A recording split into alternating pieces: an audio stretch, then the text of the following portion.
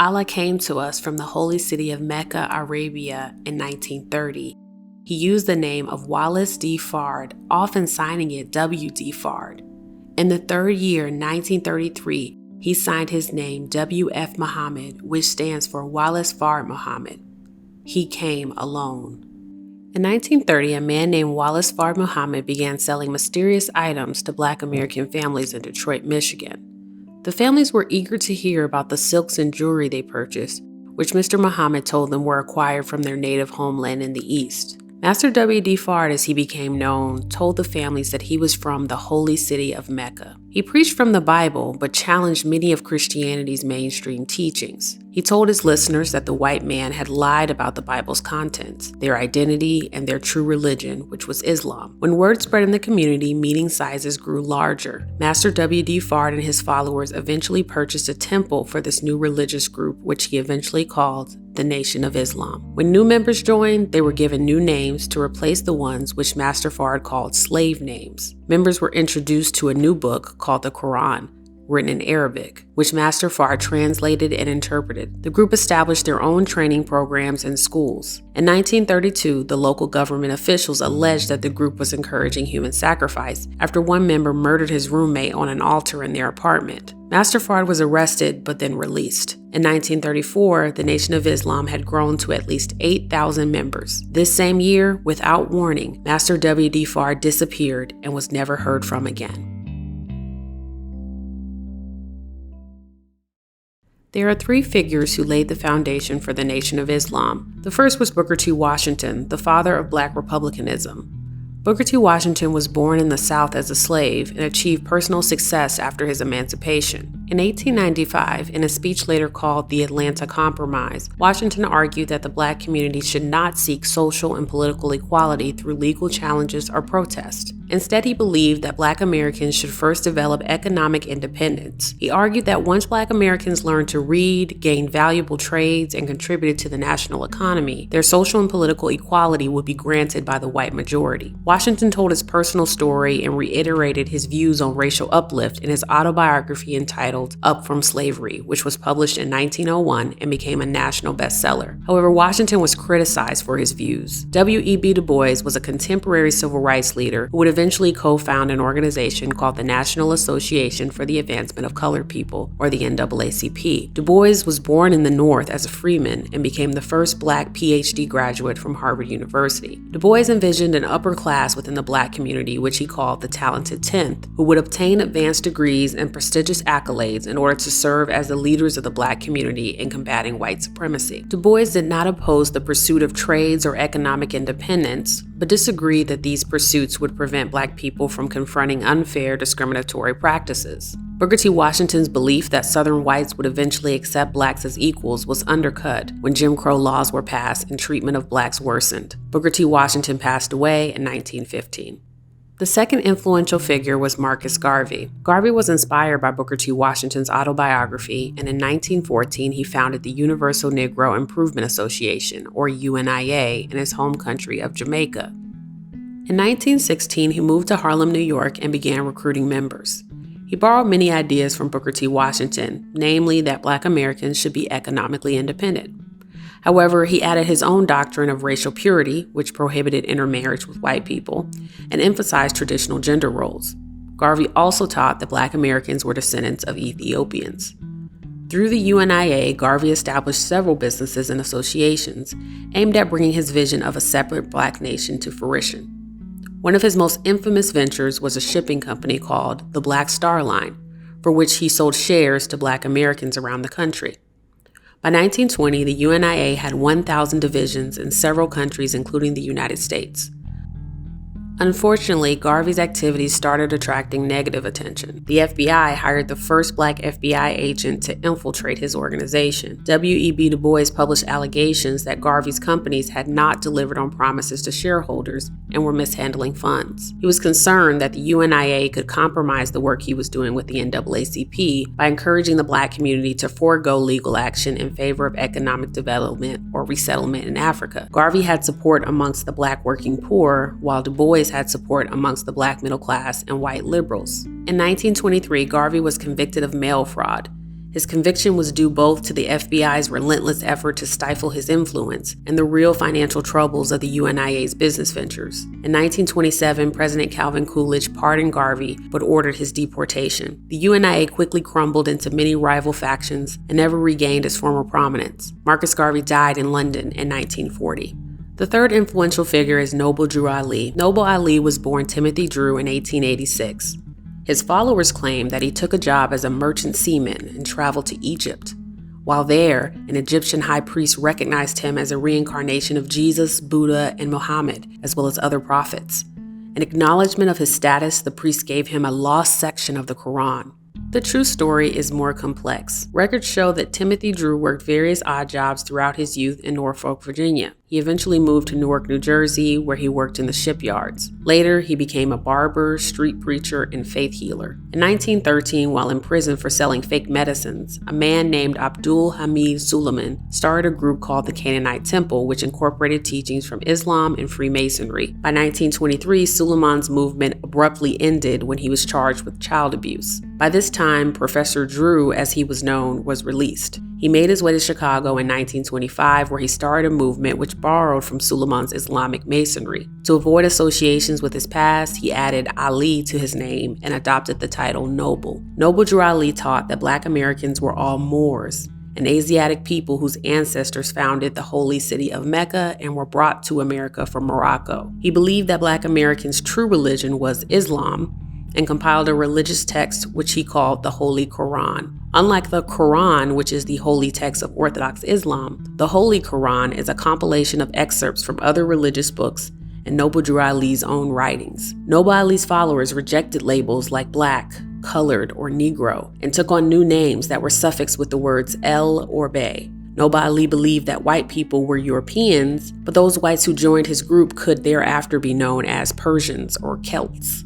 Ali started new congregations in Philadelphia, Washington, D.C., and Detroit. In 1928, Noble Drew Ali incorporated his organization as the Moorish Science Temple of America and had grown his membership to approximately 30,000 members. Sadly, this is when conflicts amongst leaders arose. The business manager of the Chicago Temple, Claude Green Bay, was suspected of misappropriating funds and had split from Noble Ali's organization to form his own Moorish temple. In March 1929, Green Bay was killed in a stabbing. Noble Drew Ali was out of town at the time, confronting another leader who had helped Green Bay create the splinter group. When Ali returned to Chicago, he was arrested for Green Bay's murder, but was later released on bond. A short time later, on July 20th, 1929, Noble Drew Ali was found dead at his home from apparent natural causes. His death certificate listed his cause of death as tuberculosis bronchopneumonia, but many people believe he died from injuries sustained during police interrogation or attacks by rival members. The waning influence of Booker T. Washington's philosophies, the deportation of Marcus Garvey, and the mysterious death of Noble Drew Ali left a void in the lives of Black Southern migrants to the North. In 1929, the Great Depression caused the unemployment rate in the Black community to rise to over 70%. New Deal programs designed to ease the suffering were often discriminatory towards Blacks. The Nation of Islam can be viewed as a fusion of ideas from Washington, Garvey, and Ali. The nation incorporated the principles of economic self-reliance and rejection of civil rights activism taught by Booker T. Washington. It centered the Black nationalism and Black racial purity teachings of Marcus Garvey. It built upon the Islam-adjacent religious philosophies of Noble Drew Ali. In doing this, the Nation of Islam stood as an alternative to the racially integrated liberal civil rights network that was quickly dominating the politics of the Black community. When Master W.D. Farr disappeared, a leadership struggle ensued. Brother Elijah Karim, formerly known as Elijah Poole, claimed that in the previous 4 years he had been intentionally mentored by Master Farr and selected as the next leader. Elijah Poole and his wife Clara married in 1919 in Georgia. Both came from poor families and struggled financially as a couple. Elijah had a 4th grade education, and Clara had a 7th grade education. By 1923, they had 2 children and decided they would move to look for better opportunities.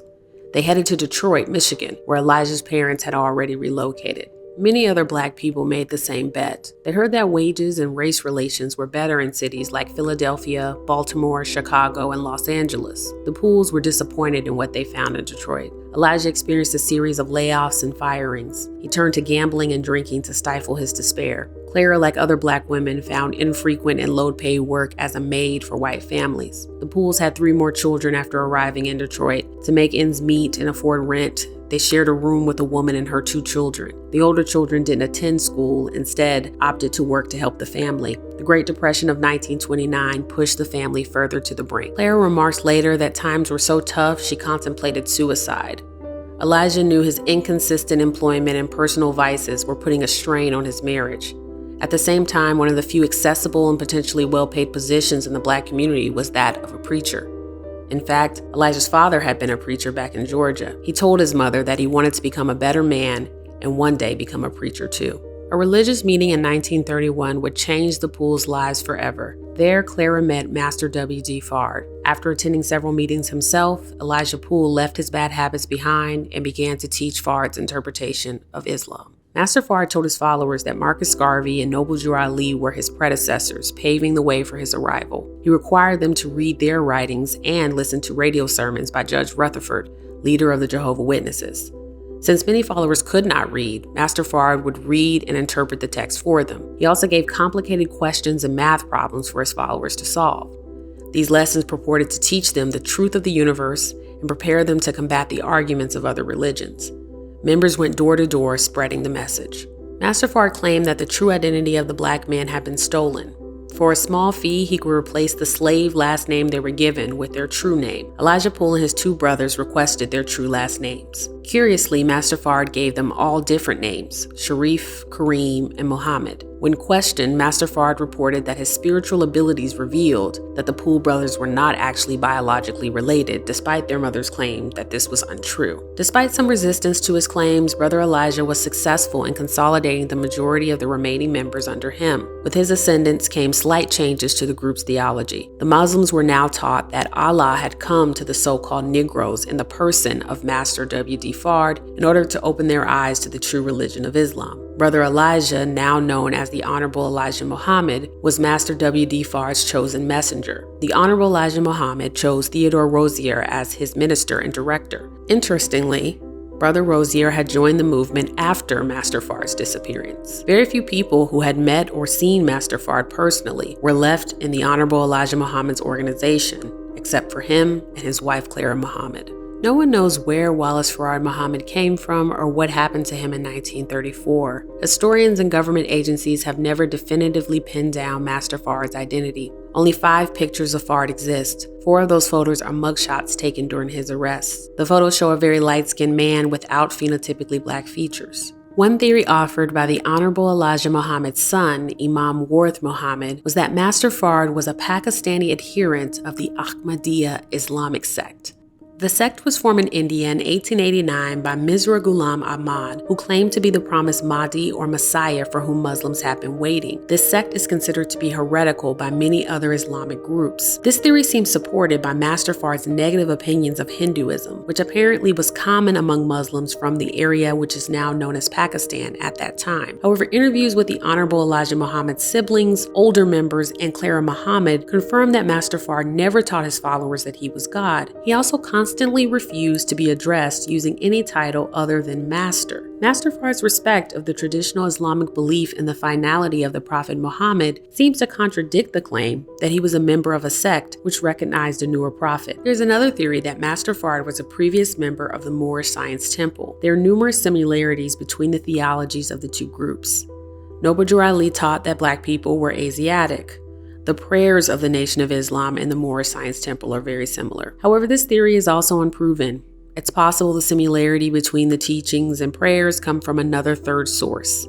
It's also possible that the Nation of Islam was influenced by the Moorish Science Temple simply due to the geographical closeness of their houses of worship around the country.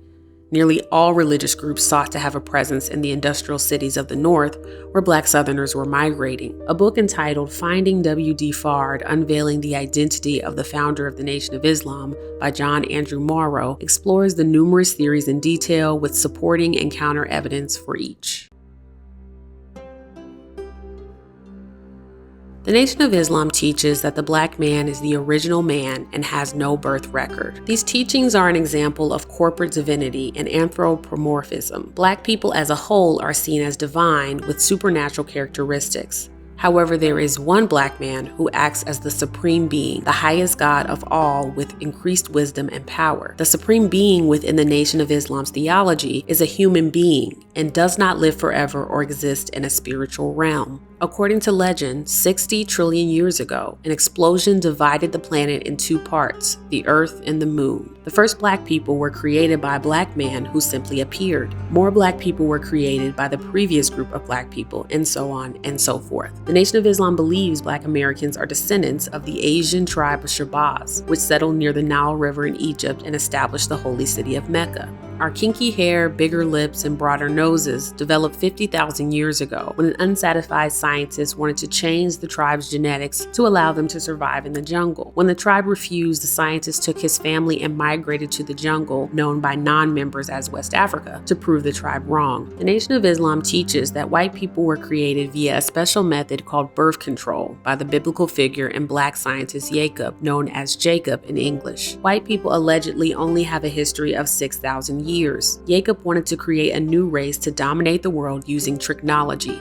a term used by members to mean deceptive tactics. In the Bible and mainstream Christian teaching, Jacob had a twin brother, Esau. Because the Nation of Islam believes Esau was a black man, they believe his descendants are modern-day black people, whom they characterize as so-called Negroes. One biblical story, which is accepted by followers of mainstream Abrahamic religions, details a successful plot by Jacob to steal his brother Esau's birthright in exchange for a bowl of soup. The Nation of Islam interprets this as a factual account of Jewish people stealing the birthright of black people. The nation believes that Jews are a subgroup of white people created by Jacob. In 1930, God in the person of Master W.D. Fard arrived in Detroit, Michigan to teach the so-called Negro about their true identity. Master Fard is seen as a black man and the supreme being of black people around the world. The nation believes that Master W.D. Fard was persecuted, a reference to his arrest, so that the Honorable Elijah Muhammad could witness these events and learn the price he would have to pay for teaching Fard's message. While Master Fard's disappearance saved him from further persecution, the Honorable Elijah Muhammad and his followers were left to suffer the same persecution so that the prophecies of Master Fard could be fulfilled. Master Fard's birthday is believed to be February 26, 1877, and is celebrated in the Nation of Islam as Savior's Day. The Nation of Islam teaches that all white people are devils and are inherently evil. They believe that white people are incapable of accepting the teachings of Master W.D. Fard and Islam because of their wickedness. The Honorable Elijah Muhammad has stated that white Muslims are Muslims by faith, while black people are Muslims by nature. The Nation of Islam teaches that the evil nature of white people is not their fault. They are doing what they were created by Jacob to do. Instead, the nation appeals to black people to embrace Islam and maintain as much separation as possible between themselves and white people. They prohibit their members from serving in the United States military, and for most of their history, they prohibited voting or running for public office. The Nation of Islam encouraged entrepreneurship and maintained separate schools.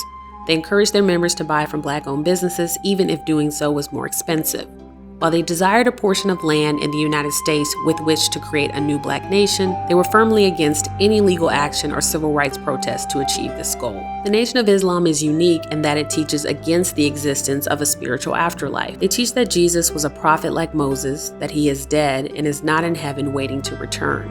Instead, they look forward to the hereafter, a period after white people's dominance has ended and black people reassume control of the world. The hereafter is said to be experienced on earth and is not a spiritual condition. The nation teaches that heaven and hell are material conditions on earth. White people live in heaven as slave masters of the world, while black people live in hell as the slaves. The only way for black people allegedly to experience heaven is to return to their own.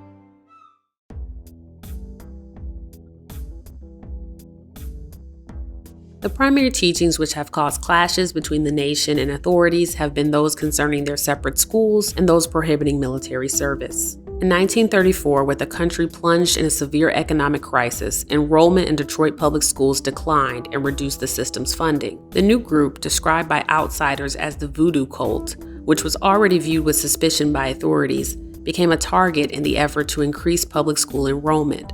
Police raided the University of Islam location, arrested 13 teachers, and seized materials. After seeing the students at the school were being taught so-called facts about white devils and Islam's triumph over Christianity, officials decided to charge the instructors and the Honorable Elijah Muhammad with promoting the delinquency of a minor. In response, hundreds of members marched to police headquarters where officers began to beat them. The protesters fought back, and soon police called in backup and released tear gas to disperse the group. 13 police officers were injured and 41 members were arrested.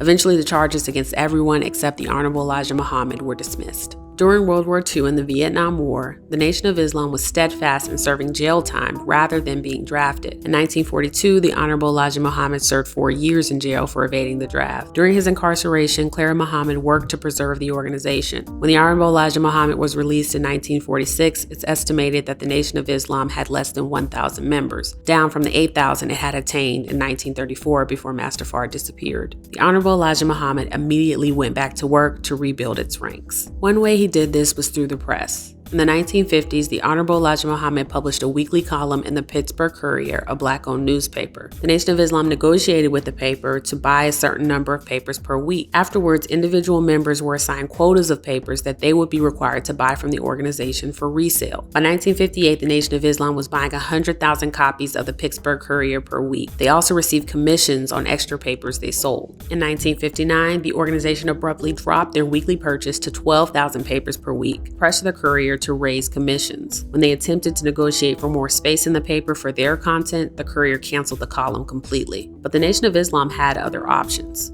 The Los Angeles Herald-Dispatch, which was owned by 2 members, and other black-owned publications like Ebony and the New Crusader regularly collaborated with the Nation of Islam. Eventually, the organization would launch its own paper named Muhammad Speaks. By 1960, the Nation of Islam had risen beyond its former heights. The speaking skills of famous member Malcolm X, publicity of the press, and debate around the civil rights movement had brought thousands of new members and controversial allies to the organization. The Nation of Islam opposed the nonviolent civil rights movement and regularly spoke out against its leaders.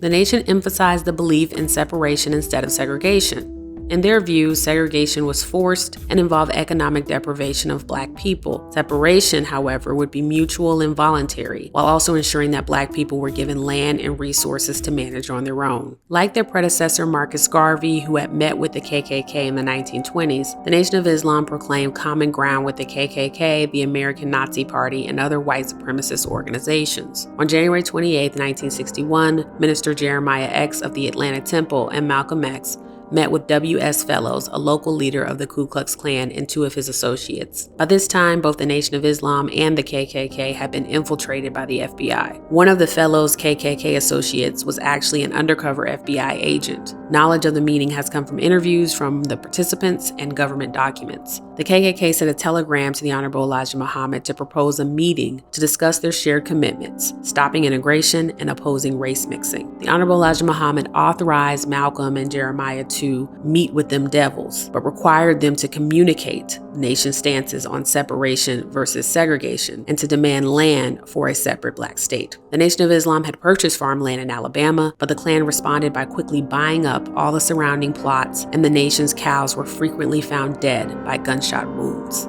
The KKK members proposed making the Nation of Islam an auxiliary group. The KKK normally engaged in cross burnings, bombings, and other forms of domestic terrorism against black churches and their leaders. But in exchange for supporting the KKK's goals, Fellows reported that the Nation of Islam's temples and members would be given protection. The meeting eventually took an even darker turn when Fellows brought up Martin Luther King Jr. Fellows asked Malcolm and Jeremiah to disclose where King lived and to provide a schedule of his movements. Malcolm X firmly refused to provide any information that could harm his own people, even those with which the nation adamantly disagreed. Fellows tried to assure him, "You don't have to kill him, we'll take care of the violence." Still, Malcolm and Jeremiah refused to give him any information. In February of 1961, at one of the nation's Savior Day events, they doubled down on their alliance with white supremacy by inviting American Nazi Party leader George Lincoln Rockwell to attend. Rockwell donated $20 at the meeting. The next year, he attended the Savior's Day event again and was allowed to speak. "You know that we call you N-words, but wouldn't you rather be confronted by honest white men who tell you to your face what the others all say behind your back? I am not afraid to stand here and tell you I hate race mixing and will fight it to the death." But at the same time, I will do everything in my power to help the Honorable Elijah Muhammad carry out his inspired plan for land of your own in Africa. Elijah Muhammad is right, separation or death. Rockwell's speech was greeted with a mixture of applause and boos. In addition to selling newspapers, members were expected to provide donations towards national and local funds at the mandatory meetings, which happened several times a week. These funds went to pay off salaries for leaders, operating expenses, and upcoming projects like new buildings. Each member was required to, quote, fish for the dead, end quote, and bring new members regularly. Those who failed to meet these requirements faced disciplinary action. Recruitment inside prison was a steady source of new membership. Former members of the Garveyite or Moorish temple movements were encouraged to join the Nation of Islam. The Honorable Elijah Muhammad declared that he was working to finish what Marcus Garvey and Noble Drew Ali started. A 1930s sociological study conducted by a welfare agency in Detroit confirmed some of the benefits of membership in the Nation of Islam. The report detailed that members refused to cash checks made out to them in their slave names, irregardless of their economic need. People within the group generally expected that they would be able to receive help from other members if they needed it. The self-schooling provided in their homes included astrological teachings, hygiene, and basic subjects like math and reading. Both adults and children were eager to learn, but only in the University of Islam, where they felt they were being taught about their true selves. The group forbade consumption of pork, certain beans, cornbread, alcohol, and other foods, while encouraging members to eat just one meal a day. Excess fat was identified by the Nation of Islam as a source of numerous illnesses. Members generally had better overall health than their peers who were not members. Home life for members was also improved. Many families were two-parent households, and having a large family was encouraged. Members reported a willingness to work through problems with their spouse more than non-members. From the outside looking in, the Nation of Islam appeared to be a pillar of entrepreneurship and discipline. Ex-convicts, drug addicts, and others were transformed. Black people were busy at work. Through the Nation of Islam, members found respect, meaning, purpose, and identity.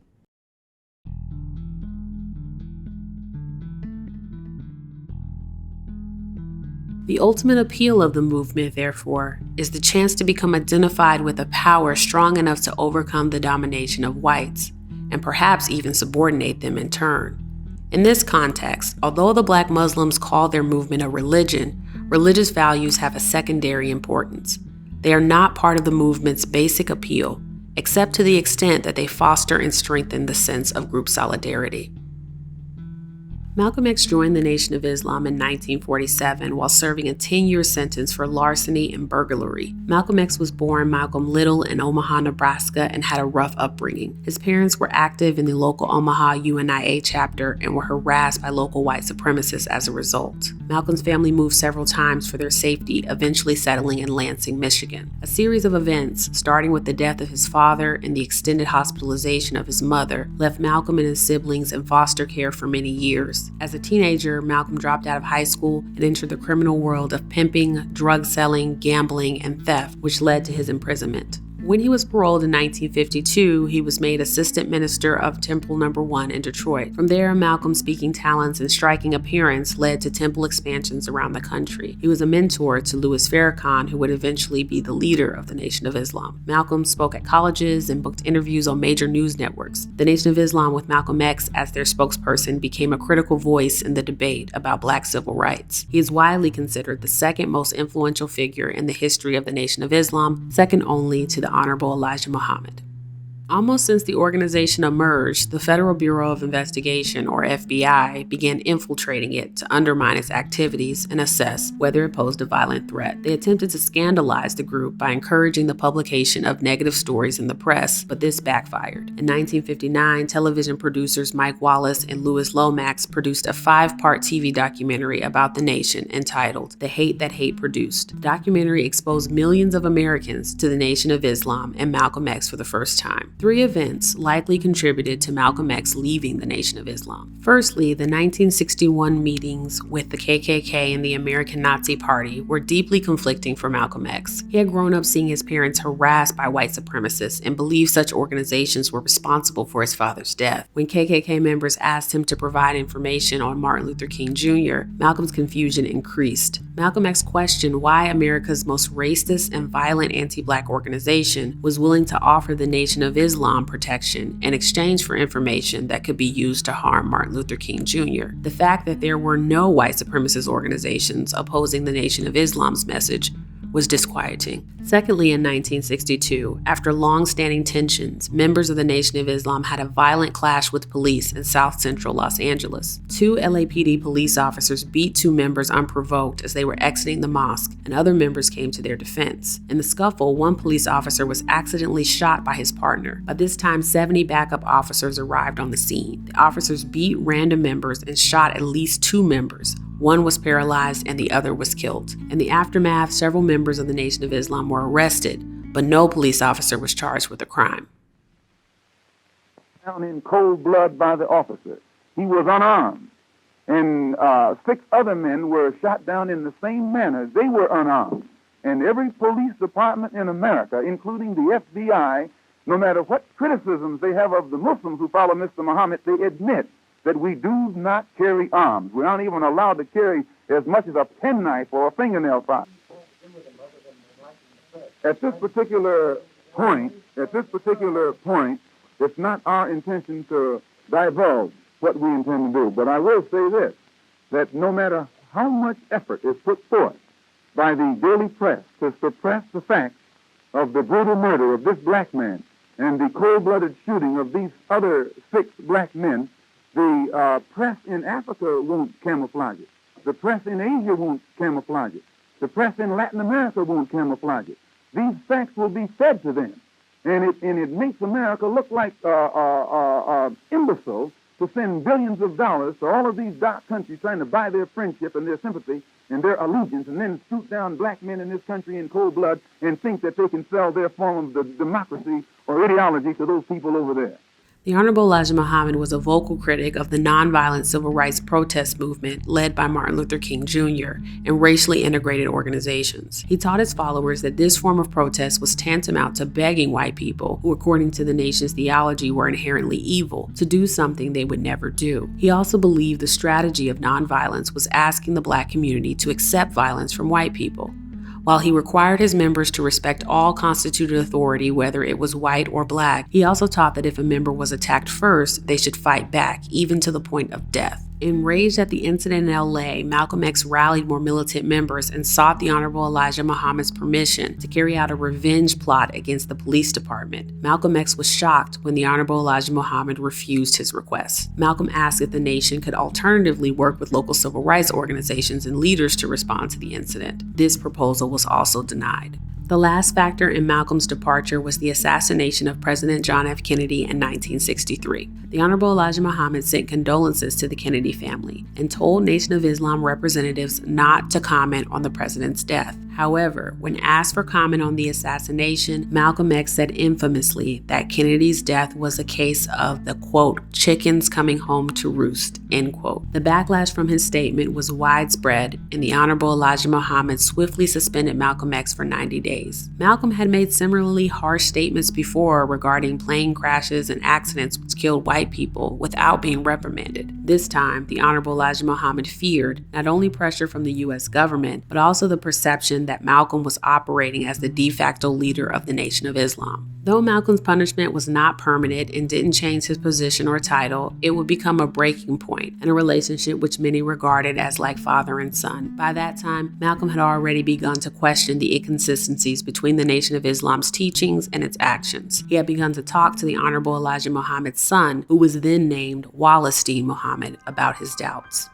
Wallace had learned Arabic from native speakers who had worked at the Nation of Islam's schools as language instructors. When he began studying the Quran, Wallace realized there were glaring contradictions between his teachings and those of his father. Namely, while his father taught that Master W.D. Fard was God incarnate and Honorable Elijah Muhammad was God's prophet, Wallace learned that Islam strictly forbade deification of any human being. Orthodox Islam required Muslims to affirm that the 7th century figure Muhammad was God's last prophet. Wallace Muhammad was excommunicated excommunicated many times for refusing to acknowledge Master Fard as God and his father as God's messenger. Additionally, Wallace Muhammad knew his father was not a prophet from observing his father's personal conduct. Wallace found out that his father had engaged in numerous extramarital affairs with women who had been punished as fornicators by the organization when they became pregnant. He shared what he knew with Malcolm X. According to his autobiography, Malcolm X had known about the Honorable Elijah Muhammad's extramarital affairs as early as 1955. He used the Quran to explain these incidents away as a sanctioned practice of polygyny. The Bible is full of examples of polygyny, and some Orthodox Islamic sects allow male members to have up to 4 wives. However, Malcolm X eventually questioned the treatment of the women involved. He believed that if these women were married to the Honorable Elijah Muhammad according to Islamic law, then they shouldn't have been disciplined by the organization. During this court session, it was concluded by all of Mr. Muhammad's followers that it was a non-Muslim who was the other party. Well, we grew so rapidly until that in 1957 or 58, the secretarial staff was expanded to, I think, 8 teenage sisters. In 1959, 6 of them disappeared.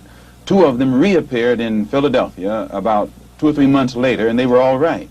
The other 4 reappeared in 1960. All 4 of them had babies. All 4 of them had become involved with someone and become pregnant and had these children. And when I made the split, the only reason that I didn't make this public knowledge was I knew the implications, and I felt that if the Muslims who were in the Nation of Islam knew it, that which enabled them to be so strongly religious and exercise moral discipline would be shattered, and it would cause all of them to go right back and start doing the things that they had been doing previously. Who is the father of all of these various children whom you have enumerated? The first one to tell me who the father was Wallace Muhammad, and he told me that the father was Elijah Muhammad himself. And it was at that time he told me that he was Muhammad, the prophet, and that Muhammad had 9 wives. He also told me that he was David, he was the modern David, and that he was the modern Solomon, and that it was meant for him to fulfill today all of the things that they did back there. These sisters have been looked upon for the past 5 years, or 6 years, or 7 years as being guilty of having committed fornication. They have been debased, they have been degraded. I have heard him himself refer to them as having disgraced him. So if they were his wives, he should have given them a position of respect so that all of his followers would respect them, and that they would have the protection of his followers today. Are you not perhaps afraid of what might happen to you as a result of making these revelations? Oh yes, I probably am a dead man already. What do you mean?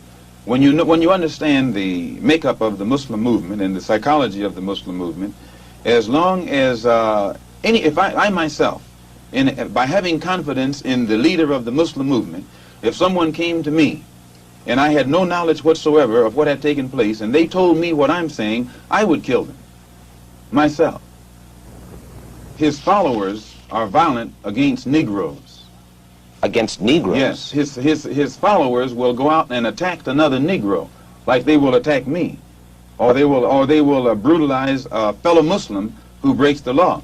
But you don't find those same followers going out and becoming involved in the Negro struggle in any way whatsoever.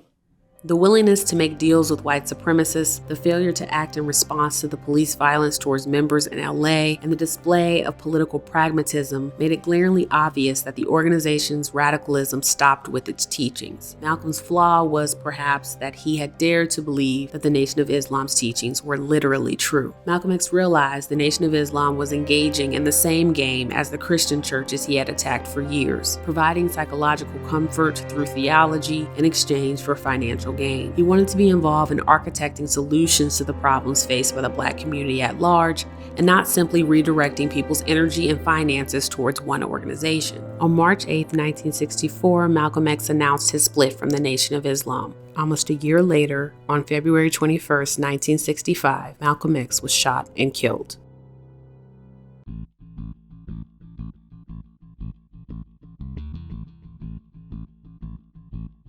I wasn't looking for a change in religion. I wanted a change in the status of Black people. Honorable Minister Louis Farrakhan was born Louis Eugene Walcott in 1933 in the Bronx. His mother was from St. Kitts in the Caribbean. His father was said to be a very light-skinned Jamaican man, although Louis never met him. Louis started playing the violin at the age of 5 and won several musical contests in his childhood. Though he dreamed of going to Juilliard, the racial discrimination of the time steered him to Winston-Salem Teacher College, where he attended school on a track scholarship. He married his wife Betsy while in school, but dropped out during his junior year when his wife had a difficult pregnancy. To earn money for his family, he began touring the country as a professional singer under the name Calypso Gene. In 1955, while headlining a show in Chicago, Louis was introduced to the Nation of Islam through a fellow musician and friend. After attending a Savior's Day celebration which featured a speech by the Honorable Elijah Muhammad, Louis and his wife decided to join. Louis was given the last name of X initially, like most new members, but received the last name Farrakhan by the Honorable Elijah Muhammad, which is a variation of the Arabic word Furqan, which means the criterion. After just 9 months as a member of the Boston Temple, Louis Farrakhan became assistant minister and mentee to Malcolm X. Over the years, Honorable Minister Farrakhan has talked about what happened when Malcolm X left the Nation of Islam and the events leading up to his assassination. In one of his most controversial speeches, Honorable Minister Farrakhan reveals his feelings about what he deems Malcolm X's hypocrisy. He dogged the message. The man that took him from a pimp, from a hustler, from a stick-up man, and sent him before the world. Now he's dogging his teacher. What do you think we felt? You don't have to order me to kill you. If you attack my father, my orders come from my love. I want you to hear me good, because every Muslim that loved Elijah Muhammad would have killed Malcolm if we had gotten a chance. He would have been dead. He would never have lasted a year. Elijah Muhammad told us, leave him alone. Leave him alone. Told me to my face, leave him alone. You just shut your mouth and stay out of it. Because in the future, we're going to become a nation. And the nation got to be able to deal with traitors and cutthroats and turncoats. You don't like the way of God. If God say put them out, in your heart, you don't think that's strong enough, so you want to beat somebody up, or you want to exact some kind of retribution on somebody as though you're a God beside God. You don't like my way because I'm a merciful man. Some of you are hypocrites right now. Honorable Elijah Muhammad didn't send me to beat black people or shoot black people, but to teach black people. And you'll always find me defending black people because he showed me how to defend my people. I believe the zealots in the mosque in Newark, as it has now come out that they were from the Newark mosque, killed Malcolm. In this particular recording, he fails to mention the full reason why the revelation of the Honorable Elijah Muhammad's relationships with other women troubled Malcolm X. While polygyny is allowed in certain sects of Islam, it was forbidden within the Nation of Islam. In fact, in cases where a member had engaged in a sexual relationship with a person who was not their spouse, they were publicly shamed in front of the mosque and exiled for a period of time that could last years. Malcolm X had participated in this punishment for several members, including his own brother. In many cases, the witnesses of these incidents with the Honorable Elijah Muhammad left the Nation of Islam and went back to their former lives due to their disillusionment. It was clear that the Honorable Elijah Muhammad was not practicing polygyny as set out in the Quran, but was attempting to conceal his own violation of the Nation of Islam's doctrines. Many sources confirm that rogue members of the Nation of Islam, without the direction of the organization's leadership, assassinated Malcolm X. However, the Honorable Minister Louis Farrakhan doesn't mention his incendiary statements after Malcolm X's departure in this particular speech. He states that the Honorable Elijah Muhammad told him to leave Malcolm alone, but this did not stop him from publishing several scathing articles against him. In one article published 2 months before Malcolm's assassination, Farrakhan wrote, "The die is set, and Malcolm shall not escape. Such a man as Malcolm is worthy of death." In subsequent years, Honorable Minister Farrakhan has acknowledged and apologized for his rhetoric after Malcolm's departure. When he would break ranks with the nation and break ranks with the Honorable Elijah Muhammad over an aspect of Mr. Muhammad's personal life. When, before that happened, if you remember when John Kennedy was murdered, Elijah Muhammad instructed all his ministers not to say anything about the assassination of President Kennedy. And he made a statement that was true. It was a case of the chickens coming home to roost. The newspapers said Malcolm rejoices, in words, over the assassination of Kennedy. Now, we have many believers in prisons all over America under white Catholic gods. Persecution began because they loved Kennedy. Malcolm was exposing Kennedy. But that violation of the instructions of his teacher caused the teacher to silence him. And during the dinner, Betty brought the dinner in. Malcolm began to tell me about my teacher's personal life. He said to me, "Brother, now I don't want you to tell anybody what I've told you." I said, "No, I'm not going to tell anybody but the Honorable Elijah Muhammad." And I saw his shoulder jump. "I want you to delay the letter that you were going to write to give me a chance to write a letter to explain what I said and why." I said, "Brother, it's going to take me some time to get my head together to write such a letter. So if you can get your letter off in that time, fine. I do not want to be put in between two powerful men." Elijah Muhammad married these women. They produced for him children.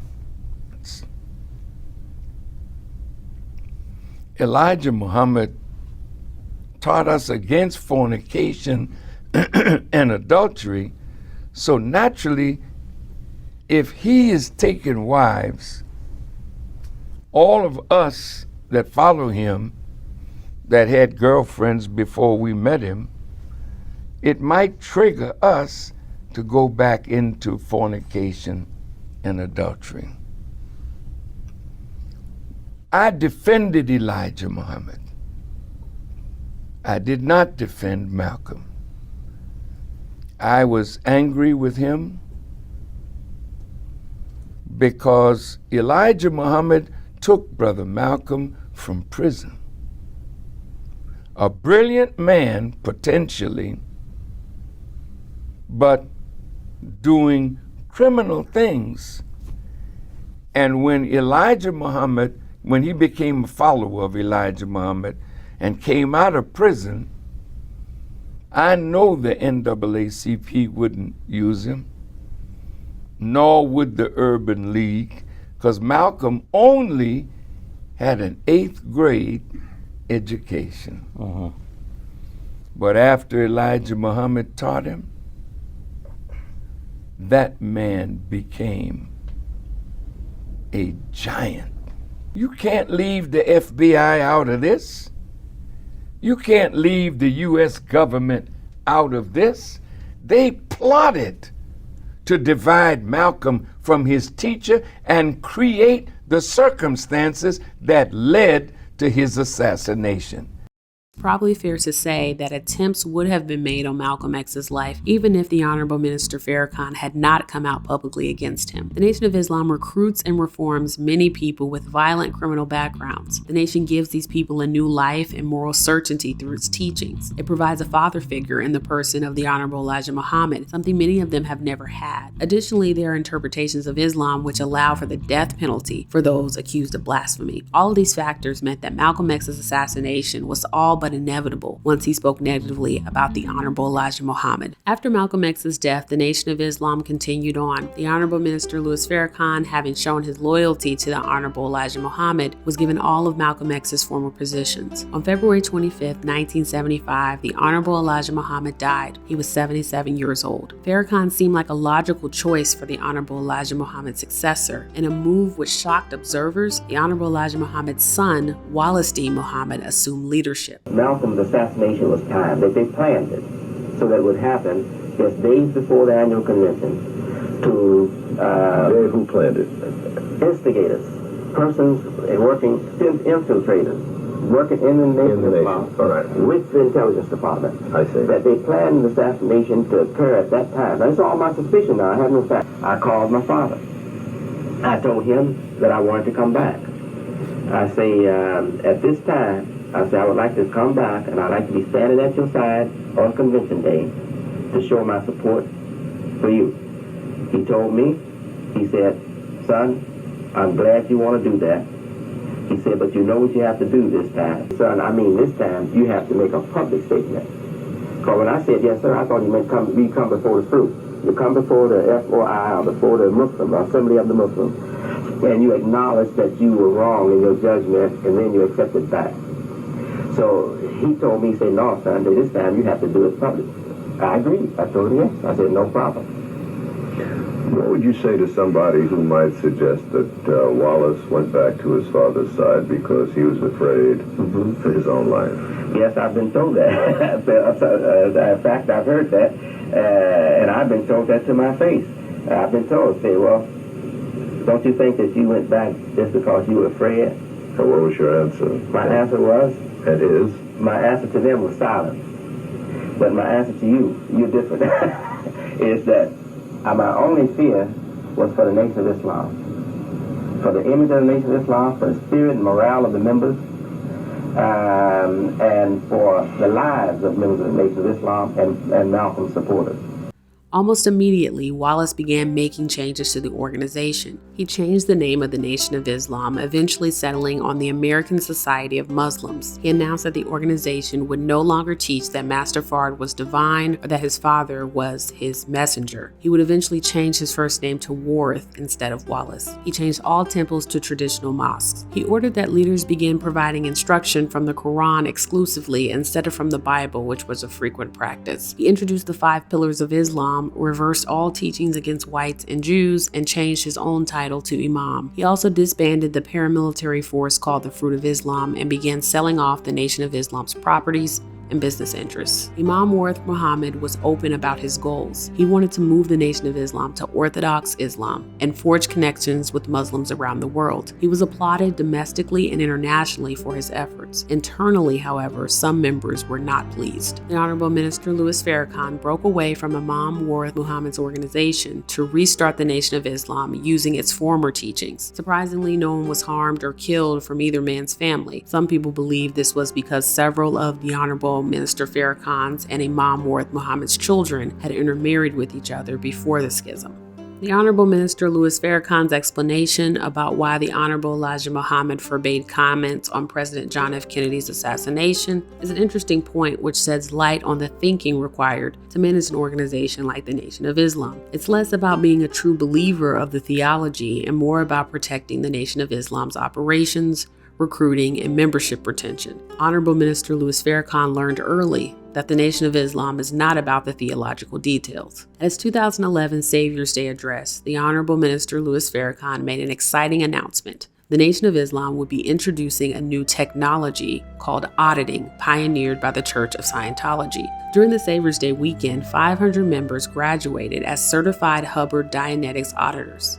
We are Muslims, but if Scientology will help us be better, then I want the technology of this to help us to be better Muslims. Christians can accept it and be better Christians. I don't care who gets it.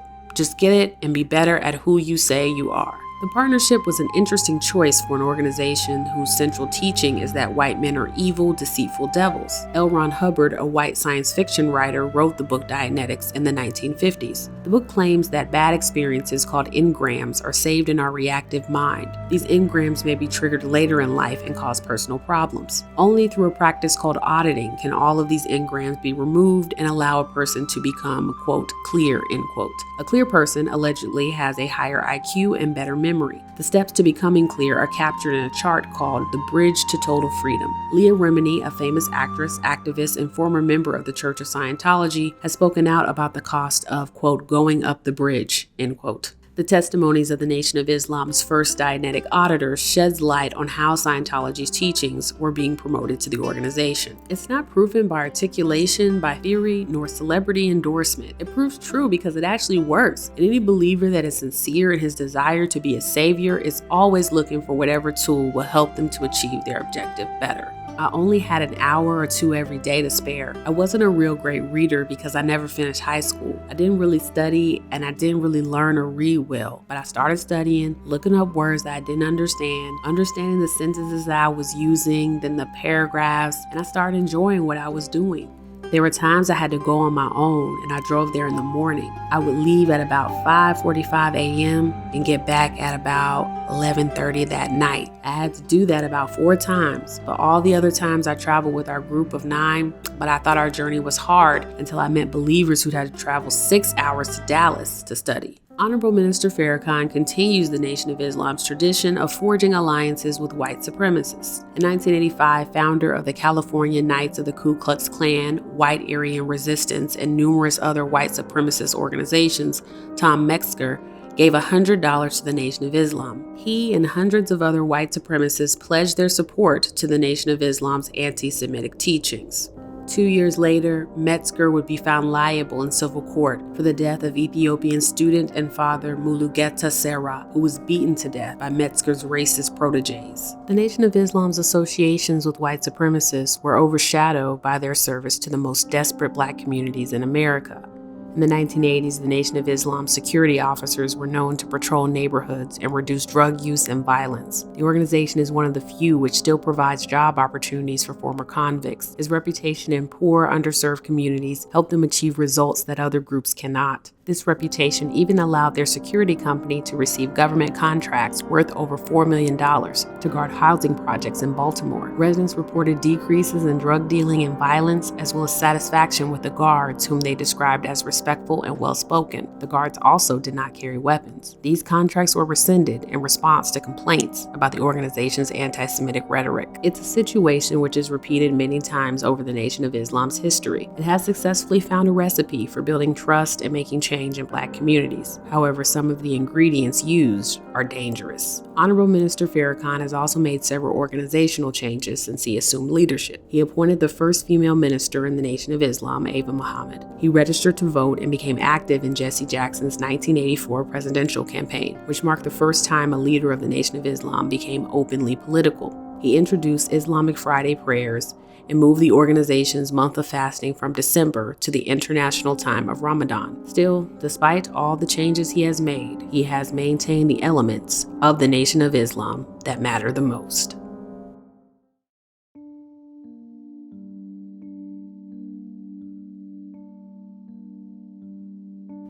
The Nation of Islam is not radical. When you peel back the layer of black separatism, anti-Semitism, and Afrofuturism, you're left with a high-demand, high-control conservative religion that is remarkably similar to white fundamentalist Christianity.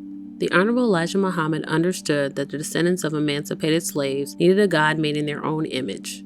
They needed a religion whose concepts corresponded directly to their physical reality and provided them with language to express their plight. By teaching against the spiritual nature of God, he enabled his followers to confront the ways that Christianity was being interpreted through the lenses of white supremacy. The Honorable Elijah Muhammad taught his members to understand religion as a political tool. Black people didn't need to practice a religion whose implementation did not politically, economically, or socially benefit them. This worldview, inspired by Marcus Garvey and Noble Drew Ali, should be recognized as a form of resistance by Black people facing crippling discrimination and violence by the dominant society. Members were taught that their separation from and equality to white people could be made final once they were able to survive economically on their own.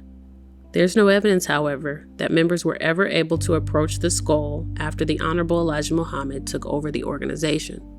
Since the nation prefers to recruit people with drug addiction or criminal past, their members are already unlikely to secure stable, well-paid employment. The so-called do-for-self businesses, like selling newspapers and food products, are really money-making schemes for the organization and not self-sustaining, profitable sources of incomes for the members. Former members report being forced to purchase products in order to keep organizational businesses profitable. Sellers report that failure to meet quotas allegedly required paying the nation for unsold inventory out of their own pocket. Weekly meetings are said to include collections for several funds and special projects. The Nation of Islam's puritanical lifestyle may offer personal benefits, but it also results in more disposable income that can be given to the organization. Some members resorted to accepting welfare, a practice which brings shame given the Nation of Islam's do-for-self teachings.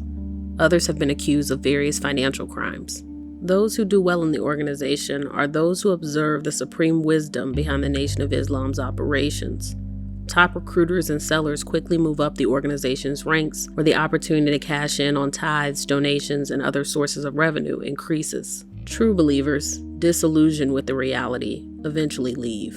In the Black community at large, non-members tend to ignore the strange theological and scientific claims of the Nation of Islam based on the belief that the organization helps people reform their lives and become entrepreneurs. We are more concerned with the aesthetics of clean living and entrepreneurship than with its reality. The Nation of Islam recruits the people who need tax-funding drug treatment, housing, and work programs, claiming to meet their needs without any financial demands on us. We never question whether the outward appearance masks something more sinister. If we were to confront the nation's teachings and methods, we'd have to confront ourselves. Since it began, the Nation of Islam capitalizes on our societal neglect of lower-class Black people. The Honorable Elijah Muhammad learned many lessons from his predecessors. Booker T. Washington was too accommodating to white supremacists and alienated the Black community. Marcus Garvey embraced the political fringe, even as the nation's government became more hostile to Black movements. Noble Drew Ali underestimated the organizational challenge of managing chapters around the country. The Honorable Elijah Muhammad cleverly maintained a narrow focus on teaching Black capitalism. He told his members not to vote. He forbade his members from carrying weapons. When members were attacked, he refused to respond. He challenged the government about private schools and military service, but these were areas in which other religions also posed objections. He intelligently observed the United States' inclination to begrudgingly protect even the most fringe religious groups. Ironically, the Nation of Islam's refusal to enroll their children in public schools and register for the draft were forms of nonviolent protest which they claimed to oppose. Because these refusals contrasted with mainstream civil rights approaches, the nation built credibility with the Black community and attracted new members. All of this is what allowed the Nation of Islam to survive. The organization's strength was its ability to indict the United States for its use of religion, violence, and deception to exploit Black people. Its weakness was its decision to build its lost-found Nation of Islam in the same way.